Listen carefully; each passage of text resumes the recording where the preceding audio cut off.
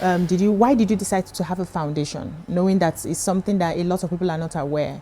And what gave you the inclination that you may have quite a number of people who are in Nigeria suffering from this that would need this foundation? So because when you're going through something like this, just like with people that have cancer and other things, you're unconsciously, you start looking for, or consciously, a community of people that you start doing your research, like, okay, who has this, what systems are they going through, what medications are they taking, how, when they have a crisis, you start, and then most of the people I found, I didn't find people from Nigeria. They were foreigners, right? The different communities I found myself in to get answers.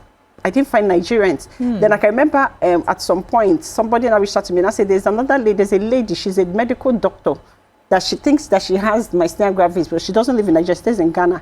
Because how did she know? She had the baby, and then her body shut down for weeks or whatever, and everything, like, and before they could find out what was going on.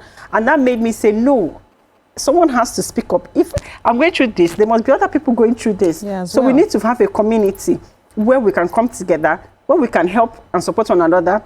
Because with Myasthenia Gravis, there are doctors, even my doctors in America, in Canada, in the UK, they all told me the same thing, like, you're your best doctor because you know your body as a Myasthenia Gravis patient. You know your body, so you need to know what's going on with you. You need to do your research. That most times I do my research, and when I go to the hospital, I tell my doctor, like, this is the new drug that they're trying out now in research. I want to be on it. Can I be on it? Can they test me on it? Because if you're Myasthenia Gravis patient, even when you want to get pregnant, all those things, there are certain drugs that you need to withdraw your body from, and then they need to place but they have to test you for all these drugs to know whether it's okay, because most times your body doesn't even accept the new drugs. Like, there's so many new drugs that my body did not accept. And then you also have to go to the hospital to do what they call, I used to be in the hospital a lot because I have to go in to do what they call intravenous immunoglobulin and stuff. Yes, so there was a time, like, for 4 years straight, every Easter, I spent all my Easters in the hospital in the UK and everything. So I used to, like, stay in the hospital a lot, right?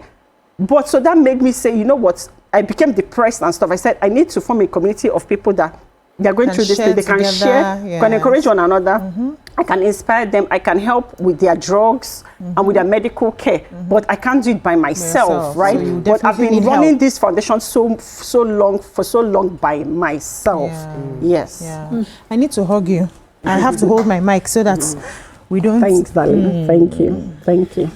Yes. So, and I want to tell people living with Myasthenia Gravis that you shouldn't be ashamed of anything. I feel so heartbroken that you guys feel like you can't come out to share your story. The two people that said they wanted to come said no, that they have to cover themselves up because they don't want people. And at the end of the day, they said they don't even want to come. They don't want to be linked to. Even the men. The two guys, they said they don't even want to be part of it. They're afraid of the stigma, but even at work, their family members, most of them have lost relationships. Most of the women, their husbands have left them. And it's just because they can't deal with a sick person. The stress.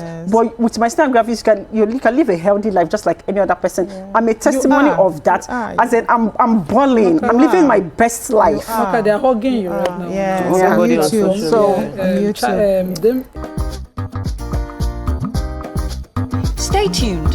Your View will be right back.